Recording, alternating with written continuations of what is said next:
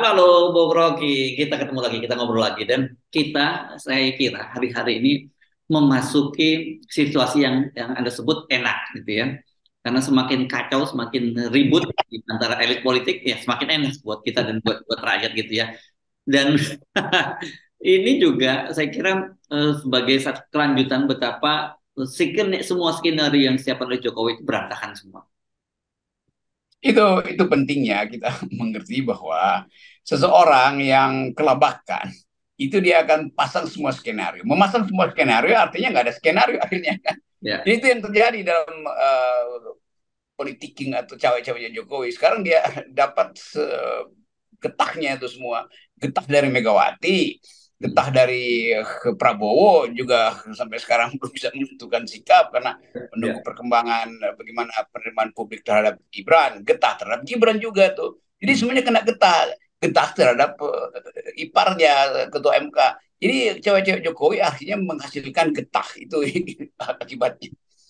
Iya, kan jadi ini ironis banget itu ada seorang capres yang didukung penuh oleh Presiden Jokowi, tapi justru malah paling belakangan bisa menentukan siapa calon wakil presidennya. Karena yang lain bahkan ironisnya seperti Anies yang sejak awal dihambat malah lebih duluan yang daftar dan besok mereka ini seolah-olah seperti show of force itu terhadap Jokowi sama-sama mendaftar di hari yang sama ketika pembukaan pendaftaran dimulai gitu. Ya akhirnya Ganjar dan Anies satu forum anti Hmm. Jokowi kira-kira begitu kan, Iya, iya, atau iya. forum balik dari Jokowi. Hmm. Sementara Pak Prabowo yang diusulkan Jokowi itu masih nunggu juga apa yang ditunggu Pak Prabowo, tentu kecemasan publik yang beliau tunggu kan. Kalau sekedar mengucapkan kapanpun ya Prabowo sangat siap untuk mendaftar ke KPU kan, apapun dia mau comot dari manapun wakilnya itu pasti siap. Tapi justru di Gerindra kemudian timbul semacam second thought itu tentang gimana sih keadaan rakyat sebetulnya tuh setelah pasca MK itu membusukkan dirinya sendiri kan itu akhirnya tuh. Jadi Iya. dari awal kita duga secara akademis bahwa ini akan terjadi saling amputasi dan itu yang terjadi hari ini.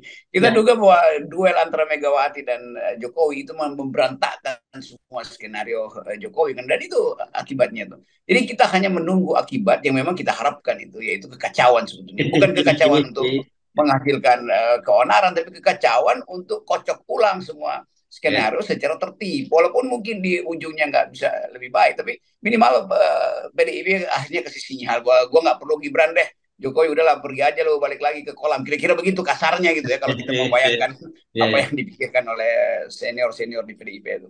Ya, di media sosial itu dan sudah terkonfirmasi, bukannya di media sosial, di media-media online juga beredar ini surat apa ya, surat tidak pernah melakukan tindak pidana. Jadi syarat-syarat calon wakil presiden lah yang harus dipenuhi itu yang membuat ini Erick Thohir dan juga Yusril Iza. Malah Yusril Iza ini termasuk SKCK-nya juga dari polisi udah lengkap gitu. Dan orang kemudian menduga keras ya ini dipastikan Yusril dan Erick Thohir ini berebut posisi calon wakil presiden yang tampaknya tidak akan diisi oleh Gibran. Tapi menurut Anda yakin bahwa Gibran benar-benar tidak akan maju gitu? Saya menganggap ini bukan tidak sengaja dua surat itu beredar. Mungkin Hmm. juga Gerindra menganggap coba diloloskan dulu lah, dikasih insinuasi Pak Erik atau Yusril. Jadi mungkin Pak Prabowo bilang coba dua-duanya mendaftar dulu tuh. Kan nggak mungkin juga mereka yang punya inisiatif kalau bukan dari sinyal dari Pak Prabowo. Jadi juga Gerindra akhirnya mengedarkan alternatif. Anda lebih suka eh, Erick? Erick Thohir atau Yusril sama Hendra. Nah kalau saya pasti pilih Yusril karena saya bisa mengerti jalan pikirannya gitu kan. Ya, ya. Tetapi sekali lagi ini menunjukkan bahwa ada dissenting opinion di dalam Gerindra sendiri tentang status Gibran tuh. Kan makin hari Gibran itu makin jadi beban peradaban kira-kira begitu kan. Bukan Gibrannya yang salah, tapi Hmm. skenario bapaknya dan Hmm. skenario pamannya kan. Jadi Hmm. sebetulnya Jokowi tidak pernah menghitung bahwa kejujuran publik itu nggak bisa disulap melalui uh, kesimpulan atau keputusan Mahkamah Konstitusi kan itu intinya. Jadi tetap orang melihat bahwa ada yang nggak beres dan nggak beres itu bukan sekedar kecelakaan konstitusi, tapi memang ini kebusukan politik dari istana itu dasarnya. Nah kebusukan ini baunya makin lama makin tercium keras. Nah Pak Prabowo sebagai orang yang berupaya untuk jadi negarawan dia juga pasti akan berpikir dua kali tuh kalau masih mau naruh Gibran di situ dengan konsekuensi bahwa ya bisa-bisa kalah juga karena ada Mahfud yang udah dapat kepastian dan Mahfud bagaimanapun dia seseorang yang ada kontroversinya ada apa namanya kalau anak Jakarta bilang ngehek-ngeheknya tetapi orang tetap anggap ya di dalam diri Mahfud tetap akademisinya itu etisnya masih ada lah kira-kira itu dia nggak mungkin tenggelam di dalam kedunguan-kedunguan rejim di mana dia diasuh di situ kan jadi Mahfud jadi faktor baru di PDIP untuk menerangkan bahwa PDIP akal sehatnya masih ada kira-kira begitu. Ya, ya, ya, ya. Oke, mari kita coba caranya mencoba berempati gitu dengan partai-partai pendukungnya Pak Prabowo gitu ya. Kita menyebut ada Golkar, ada PAN, saya agak ragu menyebutnya gitu. Ada Golkar, ada Demokrat deh begitu ya. Yang bisa membayangkan ketika Gibran akhirnya dipaksakan juga tetap menjadi calon wakil Pak Prabowo begitu. Dan dengan kemarahan publik yang luar biasa semacam ini, kan mereka juga pasti berpikir ini jangan-jangan boro-boro menang pilpres dan yang lebih serius lagi bahkan untuk legislatif pun mereka bisa ancur-ancuran kan. Iya, jadi efek bandwagon efek ini atau coattail effect. Jadi ujung jasnya Mahkamah Konstitusi ini, jas keagungan sebagai hakim itu justru meninggalkan jejak busuk, jejak buruk. Jadi bau kemana-mana ditarik-tarik. Gibran ada di balik jubah itu, maka itu juga akan bau busuk sebetulnya tuh. Jadi pembusukan ini udah nggak mungkin dibatalkan karena apa yang akan membuat Gibran kembali jadi seseorang yang dianggap baik atau punya kemampuan untuk mandiri kan nggak ada lagi kan Nggak jadi ada. ditarik pun keputusan itu Gibran mengatakan saya menolak untuk jadi cawapres Pak Prabowo tetap Gibran itu udah jadi barang rongsokan sebetulnya. Saya menyesal sekali, atau bukan menyesal lah, yang menganggap ada konyol juga ini permainan Jokowi sehingga anaknya pun akhirnya jadi korban. Ketua Mahkamah Konstitusi yang ada iparnya pun jadi korban. Efeknya juga pada Kaisang akan begitu. Jadi ini keluarga yang gagal untuk menghidupkan semacam sinyal bahwa mereka sebetulnya harusnya jadi panutan dari para politisi yang berupaya untuk memuliakan kembali demokrasi kan.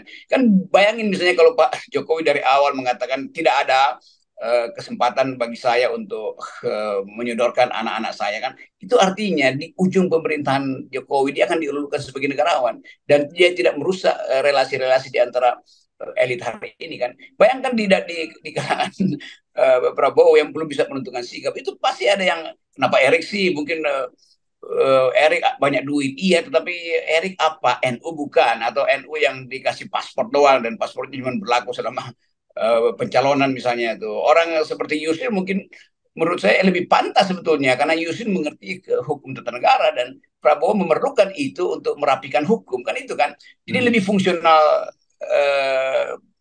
Yusril daripada Erik menurut saya. Lain lagi misalnya menurut PAN, ya PAN merasa ya udah Erik udah investasi banyak maka Erik aja tuh. Jadi alasannya investasi Erik di PAN tuh. Lalu ada Golkar merasa bahwa ya Erik tapi kebijakan-kebijakan teknisnya Erik itu sebetulnya dihasilkan oleh kemampuan koordinasi dari ketua Golkar yang adalah Menteri Koordinasi Ekonomi yaitu Pak Erlangga kan. Jadi di dalam koalisi PDIP koalisi Gerindra sendiri terjadi macam-macam pertimbangan. Pak SBY pasti akan datang dengan kalkulasi nilai yang biasanya beliau ucapkan itu ini apakah bernilai kalau diambil Erik atau diambil Gibran untuk masa depan Indonesia untuk memuliakan keadilan sosial, menghasilkan kembali demokrasi. Ini banyak betul pertimbangan yang membuat Pak Prabowo harus berhitung ulang. Dan saya kira Pak Prabowo dalam 1-2 hari ini akan mengendapkan atau mulai membaca kira-kira arah dukungan publik terhadap dia itu membaik atau stagnan atau justru menurun seketika ketika Mahkamah Konstitusi memporak-porandakan demokrasi. Ya, ini jadi kalau saya lihat opini yang berkembang justru sekarang orang cenderung malah menganggap ya yang menyedihkan nggak menganggap lagi Pak Prabowo ini justru malah dianggap ini pertarungannya ini antara Anies Caimin lawan Ganjar dengan Pak Mahfud gitu karena realitasnya yang sekarang sudah bisa melengkapi pasangan keduanya gitu. Iya, untuk 2 hari ini itu orang anggap ya kalau begitu pemilu putaran kedua ya Anies sama Ganjar jadinya kan, karena ada kepastian itu. Hmm. Sementara Pak Prabowo masih ragu-ragu mau ambil siapa. Nah, keraguan-raguan ini bisa menurunkan spirit perjuangan dari teman-teman Gerindra tuh. Kan Ya. akhirnya itu yang diperlukan kan. Jadi pasti kader Gerindra menunggu nih siapa nanti nih. Kan mereka akan cemburu kok kita masih begini, padahal kita yang duluan siap tuh. Kenapa Anies sudah mendaftar, kenapa Ganjar sudah mendaftar, kenapa kita belum? Kan itu juga gangguan psikologi pada kader-kader Gerindra.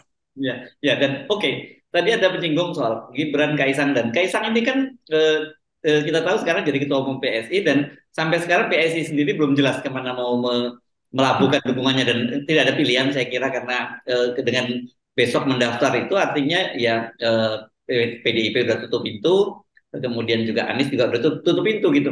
Yang tadinya kita bayangkan bahwa bukan kita bayangkan, saya kira yang dibayangkan oleh teman-teman PSI pasti dengan Kaisang yang jadi ketua umum ini dia dipastikan akan lolos ke parlemen. Tapi kalau yang terjadi seperti sekarang dia akan kena imbasnya, kena kotil efeknya juga gitu. Dan bisa berantakan juga PSI. Ya itu PSI bisa terpleset oleh kulit pisang sebetulnya tuh. Oke. Atau mereka lagi merenung untuk cari ide baru supaya PSI itu didempetkan dengan Kaisang dan berakibat elektabilitas. Tapi kelihatan juga Kaisang akan terhisap oleh pemburukan atau pembusukan yang disebabkan oleh pamannya. Kan itu intinya kan. Jadi ini satu paket. Gibran juga mengalami decaying, demikian juga apa namanya Kaisang, atau mungkin PSI harus rubah simbol partainya dari bunga mawar pergi pada kulit pisang.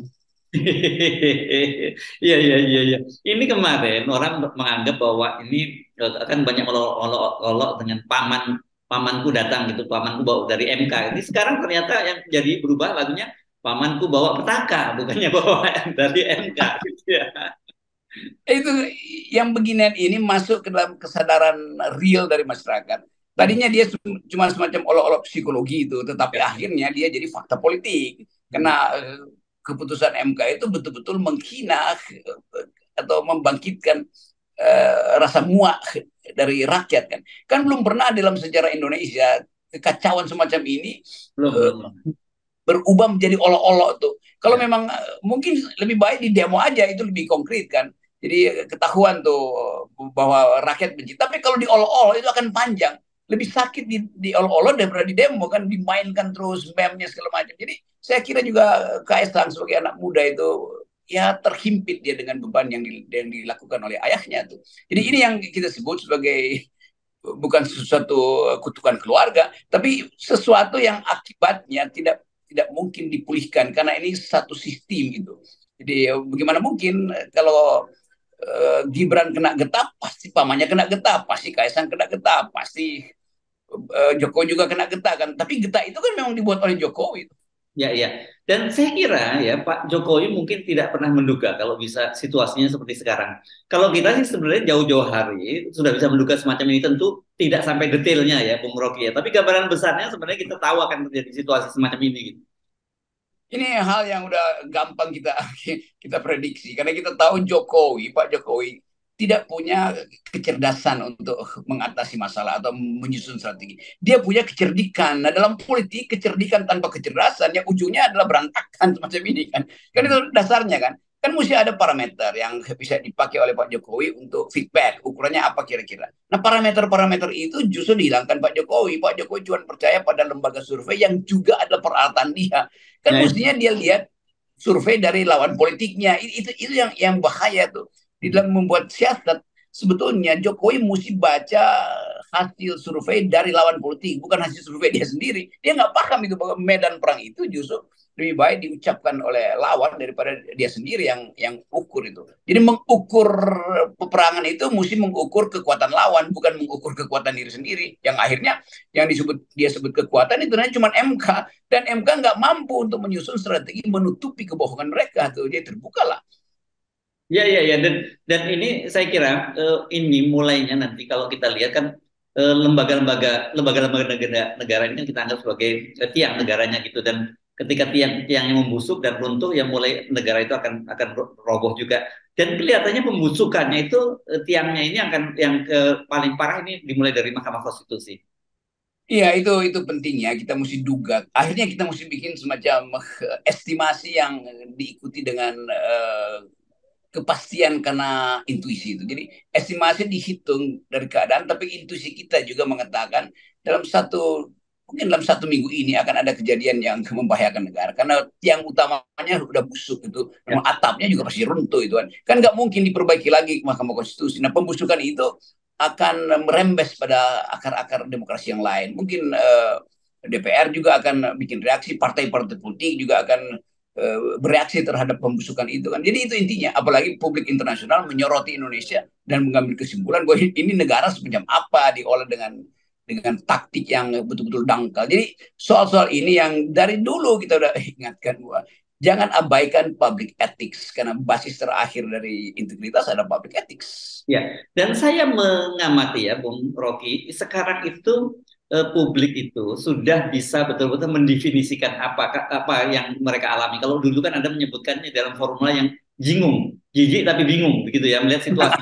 Kalau sekarang saya kira kebingungannya sudah hilang, tapi yang ada menjijikkannya, kejijikannya yang fokus dan mereka sudah tahu di mana sumber yang membuat mereka jijik terhadap perkembangan yang ada di negara ini.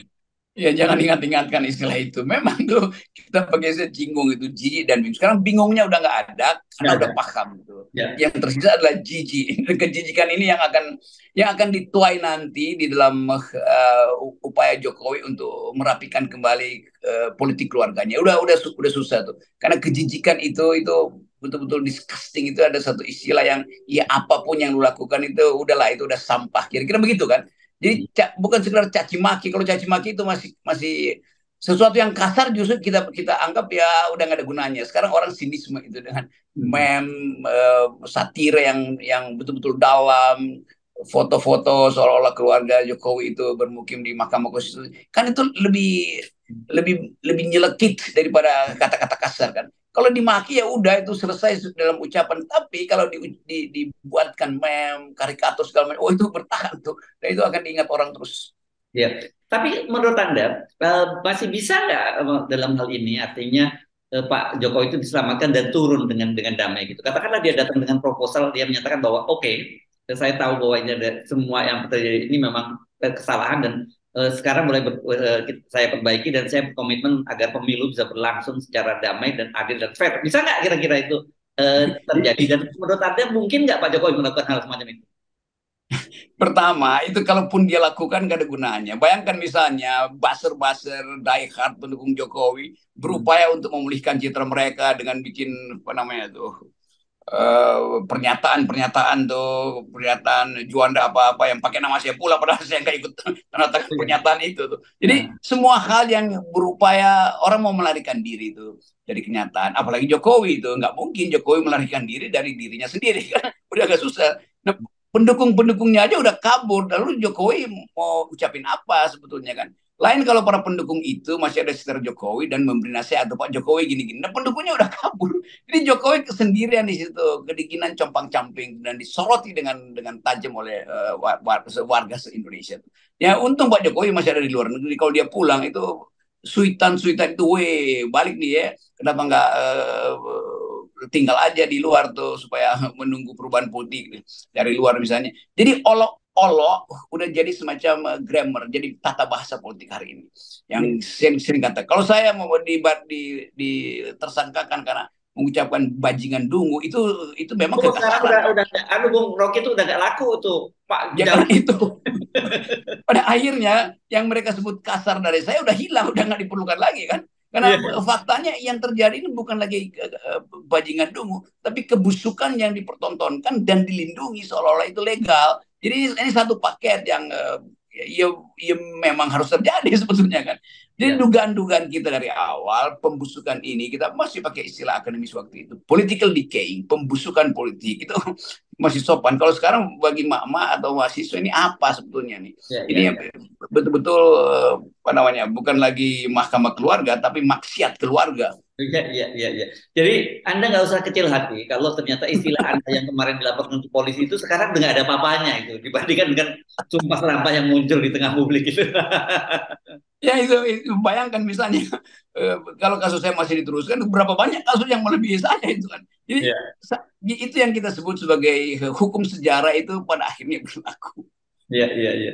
Oke, tapi saya kira sebenarnya gitu dalam situasi ini kalau Pak Prabowo juga merenung, mungkin saya sih masih positive thinking. Saya berharap juga Pak Jokowi bisa merenung dalam perjalanan, apalagi sekarang ada jauh dari Indonesia gitu, bisa lebih berjarak gitu melihat situasinya gitu dan muncul kesadaran baru dari Pak Jokowi. Bagaimanapun juga dia harus kalau bisa dia soft landing lah gitu, turun dari jabatannya sebagai presiden. Iya, itu kalau masih bisa soft landing. Tapi ini masih ada 2 hari. 20 Oktober itu diingat sebagai berapa tahun, 9 tahun Pak Jokowi itu. Itu kita mau ingatkan 20 Oktober dulu, atau 20 Mei tanggal yang bulan yang berbeda, Pak Harto masih ada di luar negeri dan Ya, di berurusan Mesir politik. waktu itu, Bung Rocky. Kebetulan nggak jauh dari Arab Saudi itu, Mesir.